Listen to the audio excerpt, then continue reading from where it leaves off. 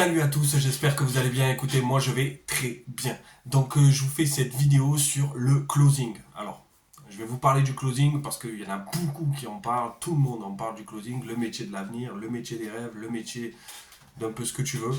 Alors, pour moi le closing c'est quelque chose qui ressemble beaucoup au métier de commercial. Voilà, c'est pas un alter ego, mais tu vois, il se ressemble énormément.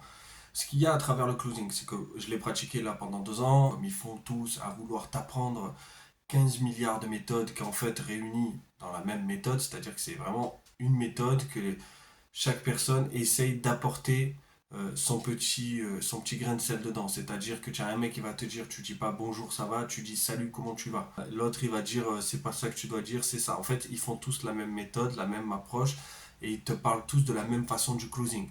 Il faut savoir que le closing, à la base, quand tu veux travailler dans le closing, j'ai été comme beaucoup de monde, voilà, j'avais des rêves vraiment plein les yeux. Je me disais, ok, ça y est, dans 2 mois, je me fais 7 000 € par mois. Je vais gagner tant, j'emmène ma famille tant, on fait tant, et perlimpinpin, et tonton, et papy, et tachi, comme dirait mon fils. Mais ce que je veux te dire, c'est que c'est pas vrai, tout simplement. C'est totalement du bullshit. Les mecs qui te disent que le closing te vendent des formations, alors tire l'arigot, mais alors tu en as des formations de closing, c'est faux.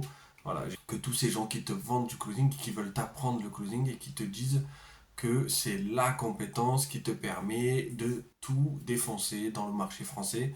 Ce n'est pas vrai. Je viens vraiment casser ces trucs quand les mecs ils te disent, écoute, si demain tu as un partenariat, je te parle, si vraiment demain tu as un partenariat et qui te dit tu vas te faire 5 000 € ou 2 000 € ou 3 000 € dans le mois ou le prochain mois, c'est faux.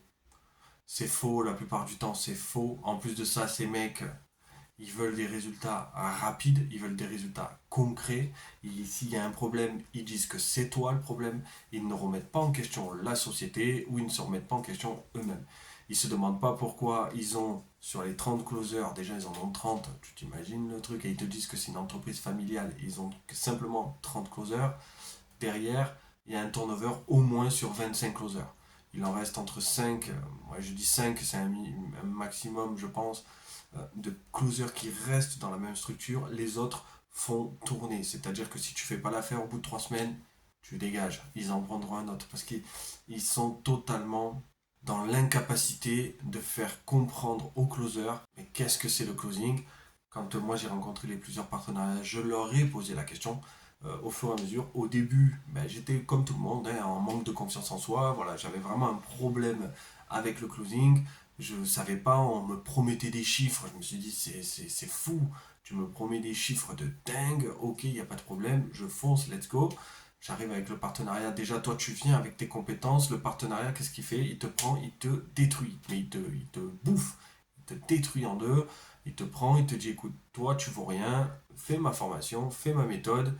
Et tu verras, là, t'es un monstre. Donc tu l'as fait parce qu'au début, bah, tu es naïf, tu doutes de toi. Les mecs t'ont fait douter un minimum en te disant qu'ils avaient une meilleure méthode ou quoi que ce soit. Ou que... Alors pour mon cas, c'était pas ça, c'était plus de la découverte. J'ai dit ok, je vais aller voir ce qu'ils proposent. Et je regardais, je faisais leur formation. Mais si tu la fais pas, tu peux pas travailler avec eux en fait. Donc déjà là, tu rentres dans un salariat déguisé et en plus de ça, ils te prennent pas comme tu es. Ils t'acceptent pas avec les compétences que tu as. Vraiment, ils te dévalorisent en te disant ça. Et du coup, ils veulent que tu apprennes leur formation, leur méthode. Ok, tu la mets en place, derrière tu commences à travailler. Quand tu travailles et que tu commences soi-disant à faire du closing, c'est pas vrai. D'abord, tu vas commencer par faire du setting, mon gars. Donc tu vas faire le setting à leur façon, c'est toujours pareil. Il y a des termes que j'utilise qui sont généraux. Ce n'est pas les termes pour tout le monde. Setting, il y a des personnes qui font du setting et du très bon setting, et tu as des personnes qui te... Voilà, tu as compris, je ne vais pas dire les termes. Donc en fait, par rapport à ça, ils te font d'abord passer par ces tests-là et ensuite derrière, ils te poussent à faire du closing.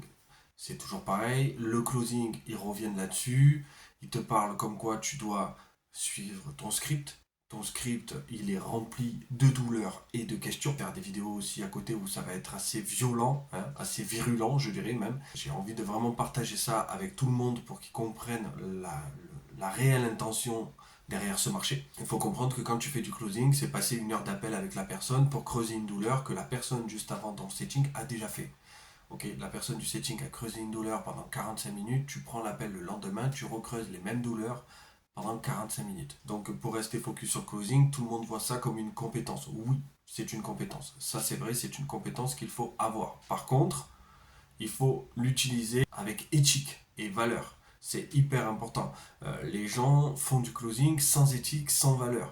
Ils font des appels sans éthique, sans valeur. J'ai des personnes responsables d'un pôle de vente que je travaillais avec lequel je travaillais en partenariat. Ce mec-là m'a demandé de faire les poches à mon client. Interdit. Je ne travaille pas dans ce contexte-là, je ne travaille pas comme ça. C'est hors de question que je travaille comme ça. Ensuite, par rapport à la compétence du closing, quand tu fais ton closing, un closing, ça ne dure pas 1 heure. C'est pas vrai. Si ton closing, si pour que la personne arrive à toi au moment du closing, tu dois y passer 20 minutes, 20-25 minutes, pas plus. Si la personne est bien qualifiée et bien amenée, tu dois passer au téléphone 20 à 25 minutes. C'est tout.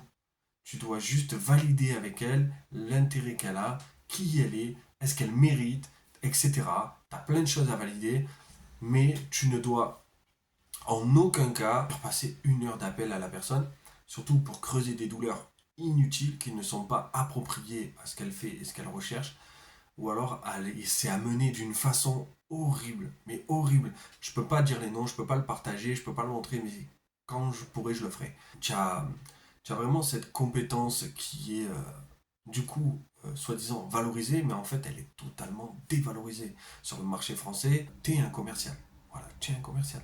Tu dois te battre pour que le client achète. Tu es un gros forceur. Le closing, vraiment, c'est hyper complexe. J'ai travaillé avec un seul partenariat qui a vraiment, à cette époque-là, quand j'ai travaillé avec eux, j'avais des clients magnifiques. La qualification était exceptionnelle. Je les appelle, j'avais fait 7 ventes. Hein. Le fait de qualifier correctement ton client font que tu n'as pas à passer 3 heures avec ton client. C'est pas vrai.